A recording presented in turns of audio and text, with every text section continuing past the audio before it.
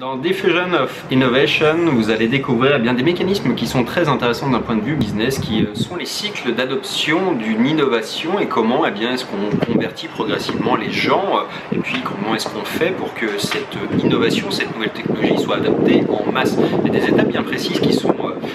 à respecter, mais ceci dit, il y a des étapes clés qui sont notamment qu'on peut réutiliser pour n'importe quel type de business. Notamment, c'est que l'idée de la nouveauté, elle fait parfois peur, c'est-à-dire que les gens ne sont pas convaincus que ça va être utile, que ça va être performant, que ça va être pertinent pour eux, et donc du coup, il faut toujours les laisser utiliser, les laisser essayer gratuitement évidemment, pour les convaincre de la supériorité de l'innovation. Ça veut dire que effectivement c'est la preuve par l'exemple qui fait que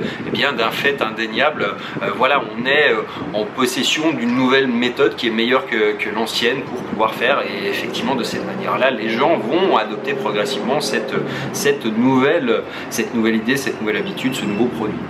Mais il y a également un autre élément qui marche, et là celui-ci marche également pour n'importe quel type de produit ou service, mais l'autre également, c'est de s'appuyer finalement sur des leaders d'opinion, des early adopters, c'est-à-dire des gens qui vont faire le travail en fait de propagation de l'innovation au sein de leur communauté idéalement. Voilà, c'est un petit peu ce qu'a fait Uber avec son service quand il l'a lancé. Il est passé par des gens qui étaient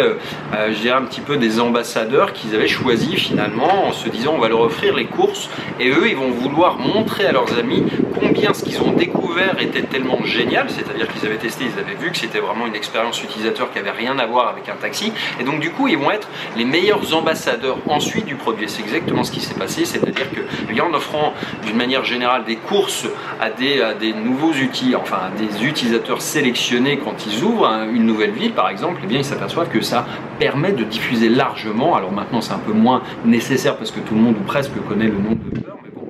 ceci dit, c'est vrai que c'est une méthode qui marche encore une fois pour à peu près tous les business. Donc c'est vraiment intéressant de suivre ces étapes. Alors toutes ne sont pas applicables à tous les types de business, mais les deux que je vais vous donner en fait le sont systématiquement, et c'est ça qui est intéressant, c'est d'aller chercher des petites choses qu'on peut piocher et implémenter pour soi. Et en réalité, c'est toujours facile, c'est toujours possible de trouver des gens qui vont être des relais d'opinion pour n'importe quel type d'activité en fait, et vraiment servir au développement de votre business. Bref, je vous encourage à télécharger mon résumé en cliquant sur le lien qui vient d'apparaître dans cette vidéo si vous êtes sur YouTube, ou bien dans la description du statut si vous êtes sur Facebook ou ailleurs, et je vous dis à bientôt dans un prochain vidéo. Ciao.